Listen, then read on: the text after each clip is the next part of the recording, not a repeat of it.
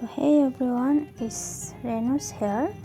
আজ আমি সকাল সকাল উঠে সব কাজকাম শেষ করে দেখো এখানে পূজা টুজা করে লিছি, ভাতও বয়াই দিছি, এখানে ভাত হয়েছে, তারপরে ভেন্ডি সিদ্ধ করা, তারপরে একটু সাজুগুজু করে নিলাম কইরা। ওখানে দেখছো বাঁধাকপি কে কাটে ভাই, বাঁধাকপি আমি করে নিই।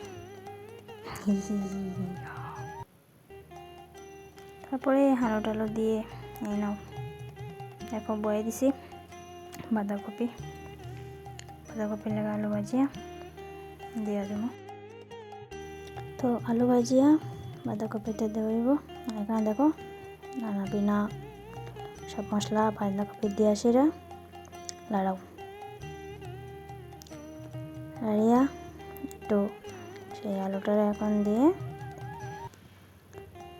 ভাজিয়া রেখো। তারপরে এই যে সুন্দর করে সাজাইয়া দিব বাঁধাকপির উপরে, দেখতেই লোভনীয় লাগতেছে গাইস। তো আমি এখানে পনির তরকারি বানাইমু, পনির তরকারি জায়গায় আলু ভাজিয়ে নিতেছি। এই যে পনির, তো এখানে মটর দিয়া পনির জলটা ফলাইতাম না, জলটা তরকারিতে দেবো। এই যে আলু ভাজা কমপ্লিট, নামিয়ে আনিমু। এনে তেলে পনিরগুলো ভেজে নিমু। এই দেখো ভাজিয়া, তারপর দেখি বাঁধাকপি সুন্দরীগুলো কি সুন্দর হচ্ছে কিনা, হইতেছে সুন্দর করে। এই দেখো পনির ভাজা হয়ে গেছে, নামিয়া ওখানে ফোড়ন দেওয়া শুরু করো। এই যে ইনগ্রেডিয়েন্টস, ফোড়ন চলে গেল, দেখো ভাজা হচ্ছে। তারপরে এগুলাকে সেই লেভেলের কালা কালা করে ভাজতে লাগবো।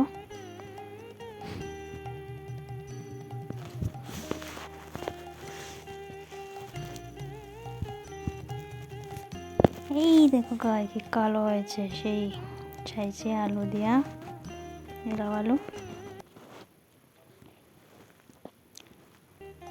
তারপরে দাও মশলাপাতি সবগুলা দিয়ে সারিয়া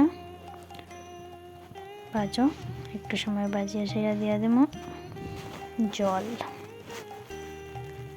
পাতলা ডলডলা কইরা জল দিয়া সারিয়া বাঁধাকপিটা নাড়তে থাকো সাইডের দিকে। বাঁধাকপি ফোড়ন দিয়ে দিছি, ওখানে তরকারি উতরাইলে পনিরগুলো দিয়ে দেবো। এই যে গরম মশলা একটু করতে দিয়েছিলাম। তারপর দেখো পনির তরকারি রাঁধছিলাম, পনিরের জল দিতে আমি ভুলে গেছি। এইখানে জলটাও দেওয়া দেবো, কী করবো আর একবার কী করে উতরাইতে লাগবো। আমার মতোই ভুলক্কর আমার তরকারিটা অত মনে করে দিতে পারতো খুব, যে জলটা দিস না রে। তারপর নাও বাঁধাকপি ডান, তরকারিও অলমোস্ট ডান।